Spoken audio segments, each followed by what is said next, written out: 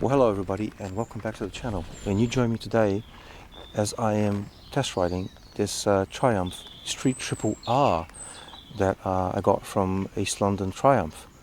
So if you want to find out what I think of it, what it feels like to ride for somebody my size and my height, then join me for the rest of this video and I hope you enjoy it. Well, here she is guys, Triumph Street Triple R. Now, I've been wanting to ride this bike for quite some time. I finally managed to book one for today. I found a convenient time, and guess what? Of course, it's raining. But that won't stop us. So let's take her out on the road and see what it's all about. Now, I don't need to tell you all of the specs of this bike because they're all on the Triumph website. I'll put a link below. What I will tell you is how I feel, how it feels to me, somebody of kind of my size, weight, height, to ride it, and I hope you find that useful and informative to you. I'll give you a wipe. It's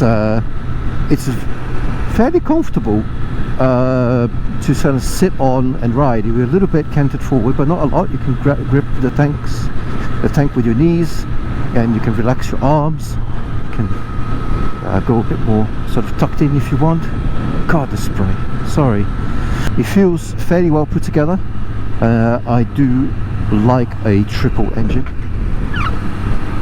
and the characteristics and the way that they are a nice compromise with both sort of power and torque through the mid-range. So I think I do like these Triumphs. I think they do a great job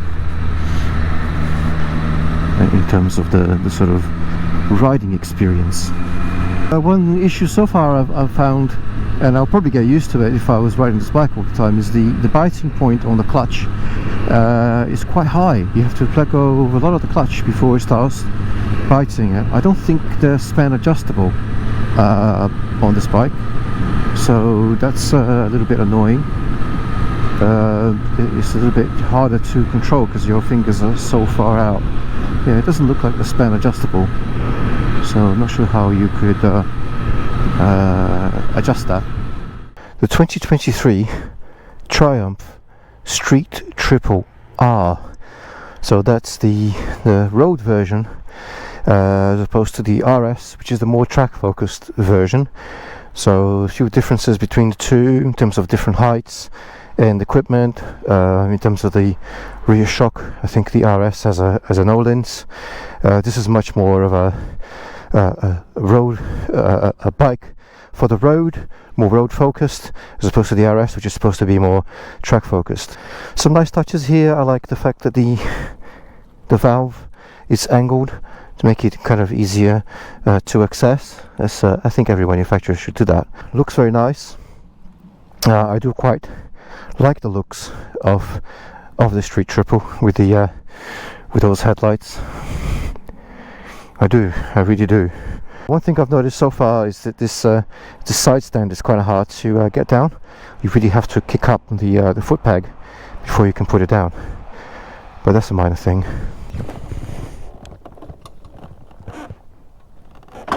Oh, very dirty. Sorry, it's the rain. It's not my fault. In terms of the dash, so the R has this mixture of an LCD with a TFT.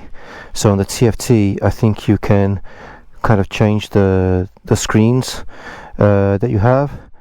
I just like to see the gear indicator. But yeah, you can have different screens on the TFT, and on the LCD you just basically have a fuel gauge and an RPM indicator. It's all very nice and neat. Everything that you need. So, who is the Triumph Street Triple 765R for? I mean, it's a great little middleweight naked bike with all the power that you need to get yourself into and out of trouble on the roads. It's got a lot of toys, Quickshifter. If you like that sort of thing, but it's got a lovely, sweet little engine with lots of power all the way through the rev range, in the mid-range. A lovely triple. I've always enjoyed these Triumph triple engines. They're a nice combination of mid-range torque and overall power. So they'll give you lots of fun riding. And the R is very well set up for British roads, perhaps a little bit on the stiff side. It's a little bit harsh on some of the bumps for my taste, and in comparison to my Z1000SX, I find the Z1000SX a little bit more plush, but maybe that's something you can do because it has a fully adjustable shock, so you can set it for preload, for rebound and damping. So maybe it's just a case of getting it set up properly for your type of riding. It is fairly stiff suspension shock, so on the bumpy roads you do get to feel the bumps. Other than that, it feels quality. The bars feel quality. The switchgear feels decent enough. Yeah, equipment wise, the brakes feel good and confidence inspiring.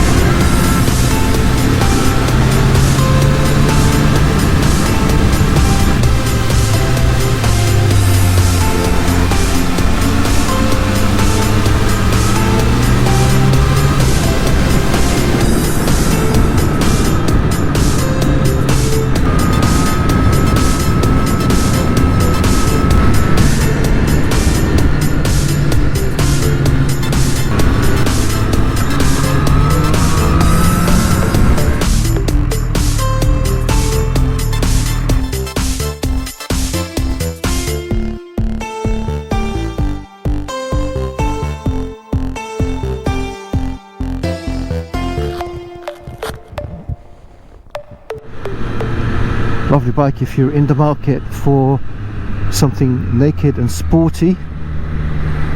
And you know, I'm not a big track day person. If I wanted a little naked bike just to have some fun on the weekends, I would definitely consider this. I think for the things that I use it for, that I would use it for, which would be the sort of observing and trips and stuff like that, which I like to do. I think it's a little bit limited in terms of its size. I think it does actually have it off range. If my calculations are right, it probably has a good 180 to 200 miles of range, if all the figures on the Triumph spec sheet are accurate. But it's just a case of wind protection, weather protection, and luggage capacity. It's not really its bag, is it? What's it up against in terms of other bikes in this sector? There's the Suzuki 800, that's a twin. There's the Hornet, that's a twin. What else? MT-07, that's a twin. So it's the one that's a little bit different. I mean, KTM, Duke 790 and 890, they are twins.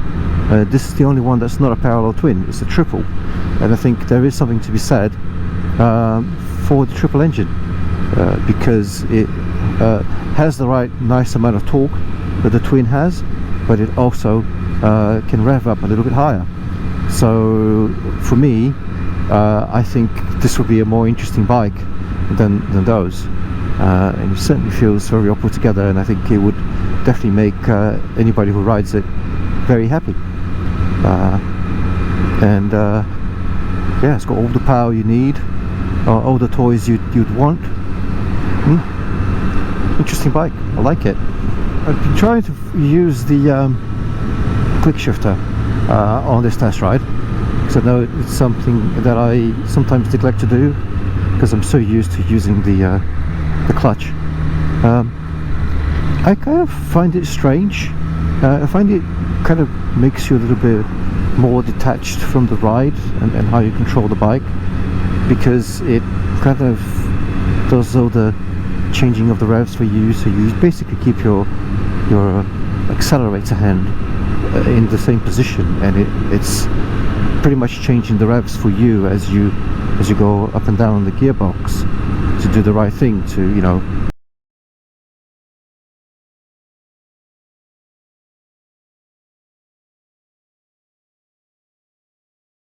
close the throttle if you are shifting up, and opening the throttle if you're shifting down, to do the rev matching for you. And I just find that, you know, it kind of detaches you a little bit from the bike and from the ride. I don't know, I kind of find it strange, but then again, I'm not used to using one, so I'm sure I could get used to it. So the up and down quick shifter is very easy to use. You just have to remember, if you want to shift up, you have to have the throttle open, you have to be accelerating, and if you want to shift down, you have to have the throttle closed, so you have to be revving down, and then the quick shifter will work without any problems whatsoever. But if you've rolled off and you just want to change into a higher gear, you know, then don't use the quick shifter. It will not work in that way. You then have to use the clutch, which is always an option. Right, last couple of notes on the Street Triple R. The seat's fairly firm, and I think that's okay for some riding, but I don't think you'll be comfortable all day long. And I find the indicator switch a little bit vague, so I'm not always entirely sure that I have actually turned it on. It's a little bit soft, although you do get the flashing indicator, so you would know, but you'd have to look. Anyway, that's it. So I hope you have enjoyed this little video with my thoughts on the Street Triple R. Leave a comment, let me know if you have any questions, any experience with this bike that you'd like to highlight. What are your thoughts on it? Yeah, I always like to hear back from people who watch my videos, so yeah, do leave a comment. If you haven't already done so, please don't forget to subscribe, and if you could give the video a thumbs up or a thumbs down, depending on how you feel about it, I would really appreciate it. It really helps the channel. But for now, this is all I have. I hope to catch you in the next one. For now, this is Noob out.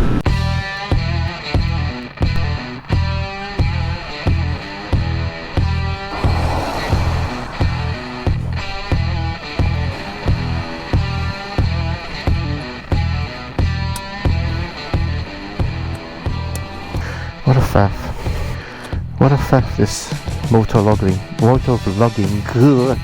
and reviewing is.